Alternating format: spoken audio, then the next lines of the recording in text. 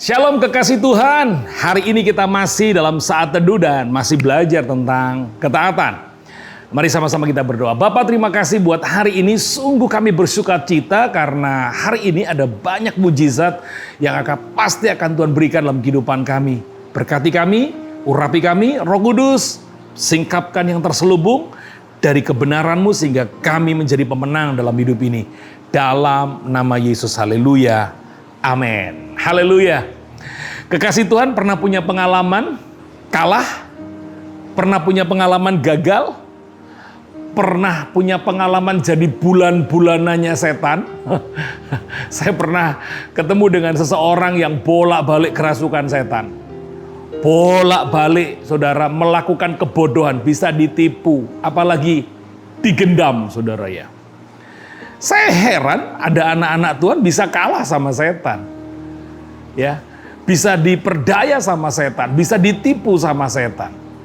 Kapan itu? Ketika engkau tidak taat akan firman. Ketika seseorang tidak taat akan firman, sesungguhnya dia sedang menghadapi sebuah kekalahan. Orang yang tidak taat akan firman, sesungguhnya dia sedang tidak melibatkan Tuhan. Saya ulang. Orang yang tidak taat akan firman, sesungguhnya orang itu sedang tidak melibatkan Tuhan.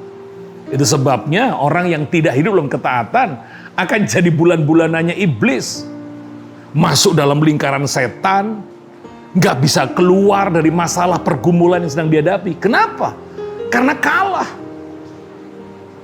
Tapi beda dengan orang yang taat. Itu sebabnya hari ini kita akan belajar dari sebuah firman yang ditulis dalam Yakobus pasal 4 ayat 6 sampai 7. Sebuah pernyataan Tuhan yang begitu keras, harusnya ini menyadarkan kita bahwa ketaatan itu begitu penting. Jangan anggap ketaatan akan firman Tuhan, ketaatan akan kebenaran itu nggak penting. Penting, saudara. Saya ulang sekali lagi, kebenaran tidak akan pernah mengubah kehidupanmu kalau engkau tidak pernah lakukan kebenaran itu dalam hidupmu. Cuma batin tok nggak berubah. Kebenaran cuma jadi pengetahuan, nggak akan mengubah. Tapi kebenaran yang dilakukan itu yang akan mengubah kehidupanmu. Perlu ketaatan. Kita baca sama-sama Yakobus pasal 4 ayat 6 sampai 7. Tetapi kasih karunia yang dianugerahkannya kepada kita lebih besar daripada itu. Karena itu ia katakan, Allah menentang orang yang congkak, tapi mengasihani orang yang rendah hati. Perhatikan ini. Allah menentang orang yang congkak, sombong, merasa bisa, merasa mampu. Tetapi Tuhan mengasihani orang yang rendah hati, humble, tunduk, submit, taat mengerjakan, setia mengerjakan. Itu pesannya. Ayat 7. Karena itu tunduklah kepada Allah. Apa arti tunduk? Taat. Dalam beberapa terjemahan dikatakan taatlah kepada Allahmu. Dan lawanlah iblis, maka ia akan lari daripadamu. Anda tahu bahwa ketaatan kepada Allah itu membuat iblis tidak bisa menyentuh area kehidupanmu. Otomatis dia akan kalah, dia akan lari daripadamu. Jangan dikira iblis itu tidak tahu firman. Oh, dia tahu. Sangat tahu. Tetapi satu hal yang tidak iblis kerjakan adalah kebenaran itu cuma jadi pengetahuannya. Tidak dilakukan. Itu sebabnya iblis akan lari. Iblis tidak akan pernah bisa menyentuh area kehidupan kita. Ketika saudara dan saya tunduk kepada Allah, yaitu apa? Taat kepada Allah. Orang yang mengasihi Allah adalah orang yang melakukan perintah-perintahnya.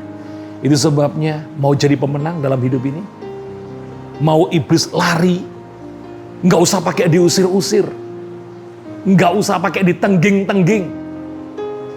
Amin. Iblis akan lari ketika engkau tunduk kepada Allah, taat kepada Allah. Makanya dalam beberapa kali, bahkan sering kali dalam sharing saya, jangan lakukan khotbah, tapi lakukan firman Tuhan. Lakukan firman. Yang saya sampaikan ini firman, bukan asumsi.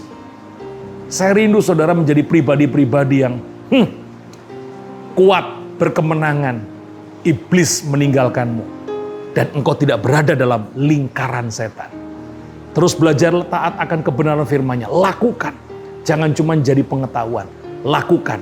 Ketika engkau melakukan firman, itu sama dengan engkau tunduk kepada Allah. Dan iblis akan lari dari seluruh kehidupanmu. Bersiaplah untuk pengalaman yang sangat besar yang Tuhan akan kerjakan dalam hidupmu. Saya percaya hari ini ada banyak sekali mujizat Tuhan. Tuhan memberkati. Mari kita berdoa. Bapak, terima kasih buat hari ini. Kasih setia kebaikan Tuhan terus mengalir dalam hidup kami. Di tahun ini Tuhan, biarlah hadirat dan perkenanan-Mu boleh terus kami nikmati. Segala yang baik yang Kau sediakan di tahun ini tidak terlewatkan. Semuanya menyentuh area kehidupan kami. Dan kami bangga dengan Tuhan yang berjanji dan menggenapi seluruh firman-Nya dalam hidup kami. Terima kasih Tuhan. Berkati semua anak-anak-Mu, kekasih hati-Mu, keluarga BMC yang akan bekerja sepanjang hari ini. Apapun yang kami kerjakan. Mari angkat tangan-Mu. Terimalah berkat yang telah Bapa curahkan sejak daripada Abraham, Ishak sampai Israel. Mengalir dalam hidupmu.